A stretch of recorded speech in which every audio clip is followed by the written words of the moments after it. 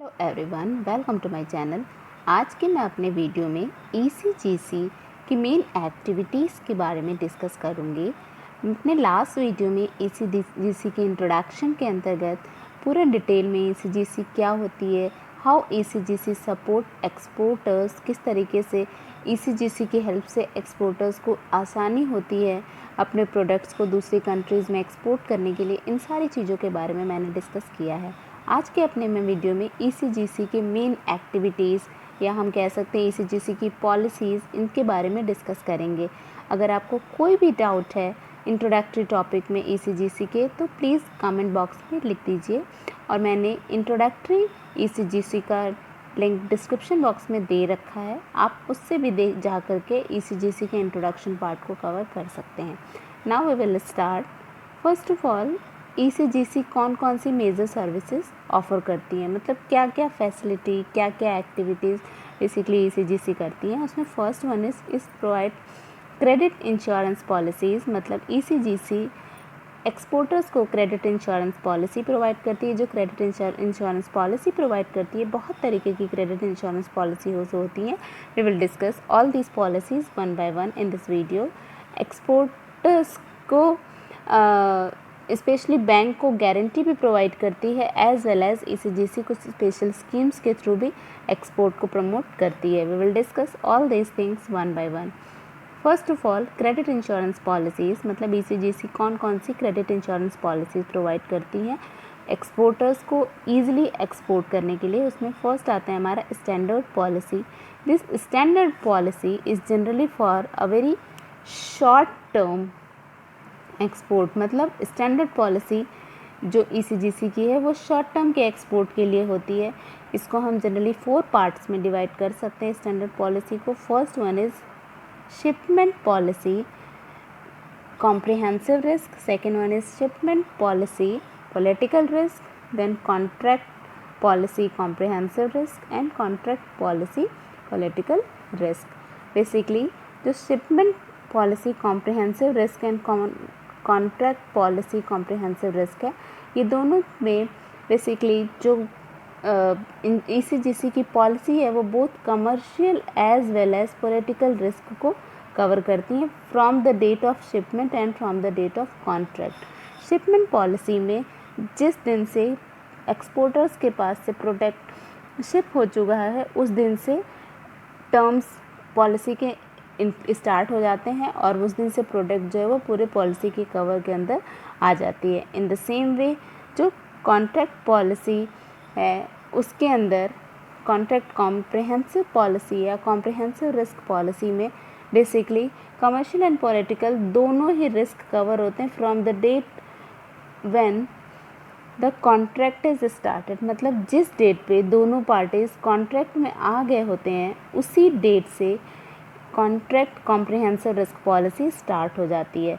वैसे ही shipment political policy, it covers only political risk from the date of shipment. Shipment political policy में जो भी political risk होते हैं, पॉलिटिकल रिस्क का मतलब वो रिस्क जो पूरे ओवरऑल कंट्री में आ रहे हैं, जैसे कि कोई वॉर स्टार्ट हो गई, कोई तख्ता पलट की कंडीशन आ गई, या फिर कुछ लीगल एक्सपोर्ट एंड इम्पोर्ट के टर्म्स में कुछ चेंजेस आ गए, तो ये सारी चीज़ें जो पूरी ओवरऑल कंट्री को अफेक्ट करती हैं, उसे हम पॉलिटिकल रिस्क कहते हैं।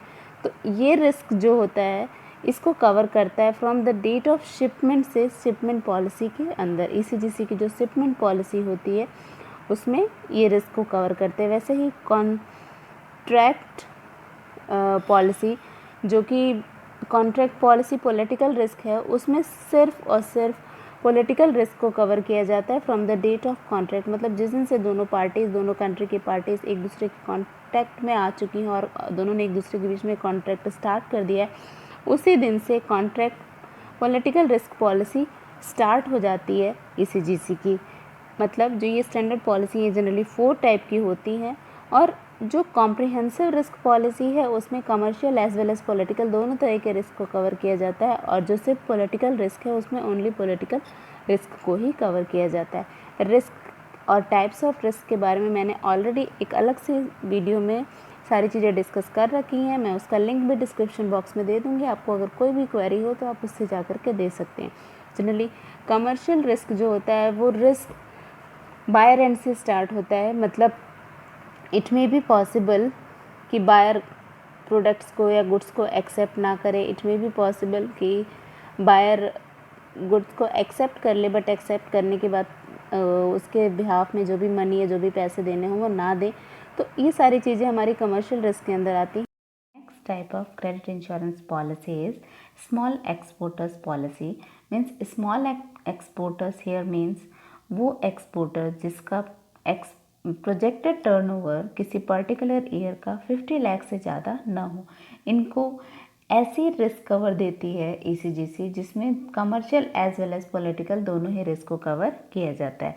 Second one is specific shipment policy short term. Specific shipment policy short term मतलब इसमें शॉर्ट टर्म मीन्स वो पीरियड जो 180 डेज से ज़्यादा का ना हो, मतलब जो भी ट्रेड हो, जो भी एक्सपोर्ट हो रहा हो वो 180 दिन से ज़्यादा का ना हो। तो उसके लिए जो भी इंश्योरेंस पॉलिसी ईसीजीसी प्रोवाइड करती है एक्सपोर्टर को, वो commercial as well as political दोनों ही रिस्क को कवर करते हैं, और वो टाइम पीरियड जो होता है वो 180 डेज या उसके अंदर का ही होता है। Next one is export policy specific buyer covers commercial as well as political risk involved in export of goods in terms credit to a particular buyer. मतलब इसमें कमर्शियल पॉलिटिकल दोनों ही रिस्क को ईसीजीसी कवर करती है, but particular buyer to buyer इसमें policy के terms and conditions differ करते हैं।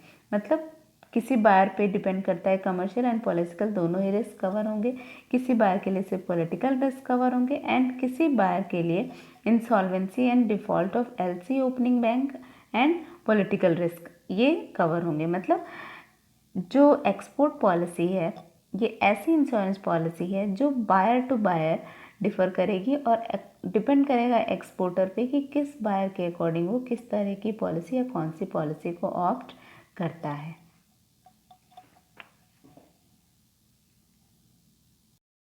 Now next policy is buyer's exposure policy. Basically, it designed for large exporters to enable them to cover their exposure on particular buyers on the basis of expected exposure.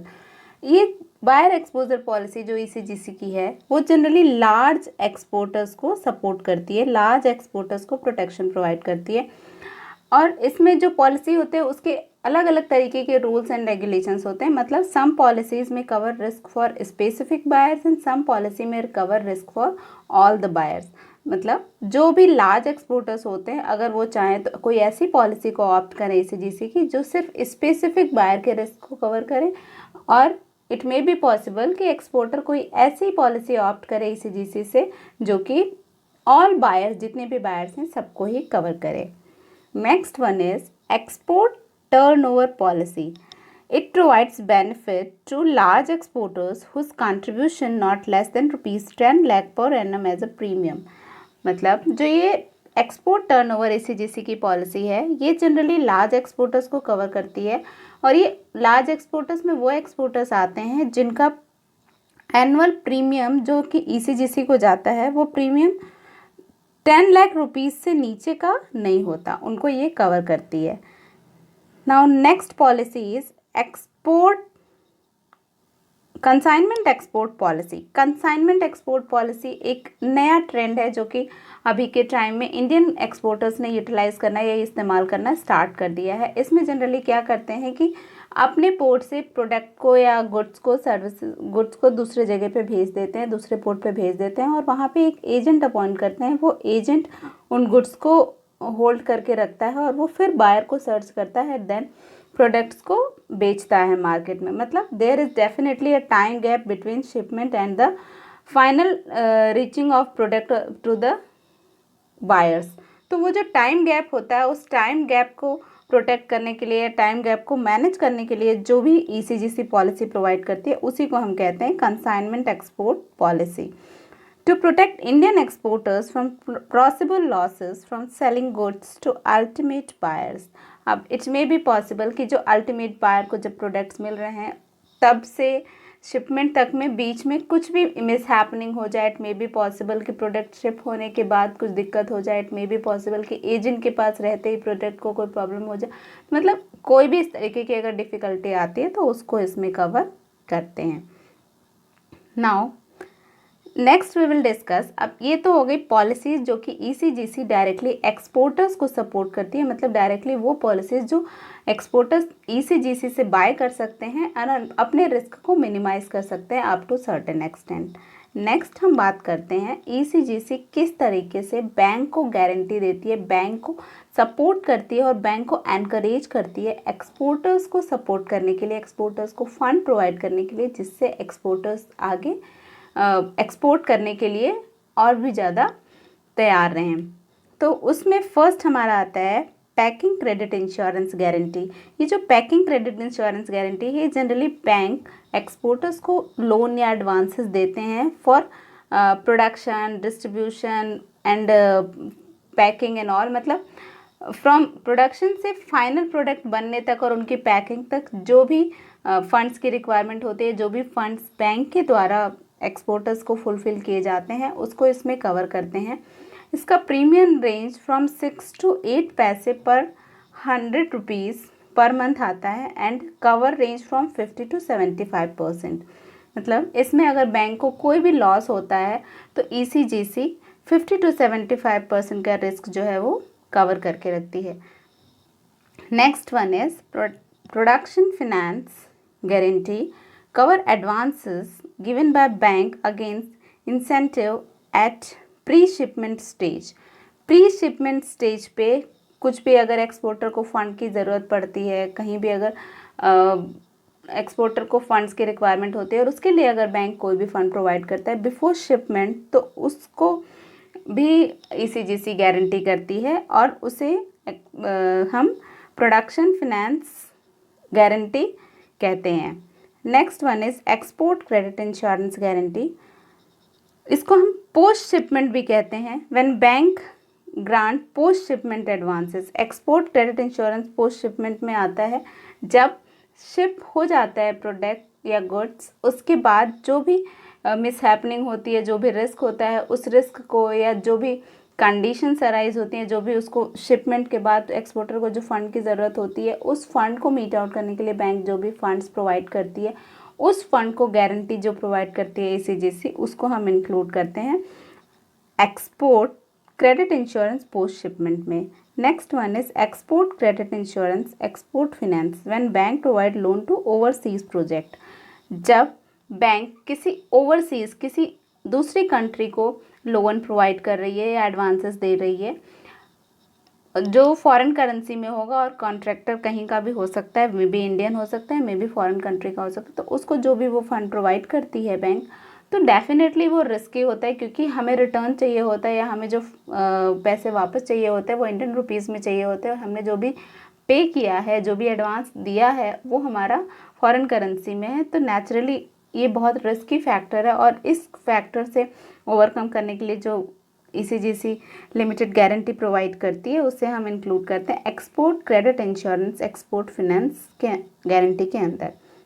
Next one is export credit insurance export performance.